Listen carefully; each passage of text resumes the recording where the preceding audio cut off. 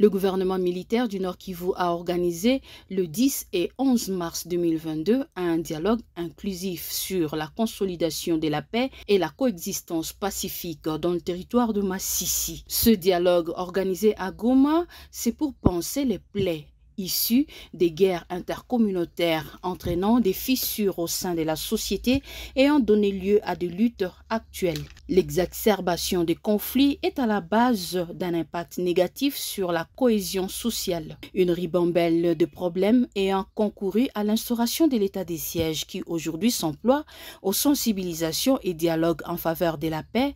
Ce 14 mars 2022, à la restitution du rapport au gouverneur militaire, Dunia Bakarani, conseiller de la commission en charge du suivi des acquis de ce dialogue, estime qu'il est impérieux de pacifier cette entité. La signature d'un engagement, l'acte d'engagement concerne le retour de la paix, notamment dans le domaine foncier, en rapport avec le conflit foncier. La commission doit travailler, sillonner tout Masisi et voir qu'est-ce qui crée le conflit entre les enfants, les fils et filles de Masisi. Par rapport aux groupes armés, la commission a pris l'engagement de faire la tournée dans tous les Massisiens en train de sensibiliser, mobiliser tout le monde.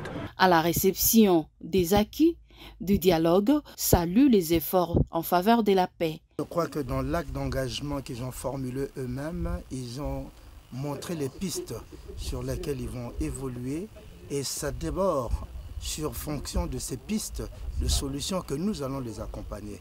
Et en plus des pistes de solutions édictées dans l'acte d'engagement, le président du comité de suivi venait également de faire d'autres demandes et nous les intégrons effectivement avec les autres pistes de solutions qui étaient déjà élaborées et son Excellence tout à l'heure en prenant la parole a dit que nous allons les accompagner dans tous les aspects possibles, que ce soit au niveau matériel, que ce soit au niveau financier, que ce soit au niveau de la puissance publique.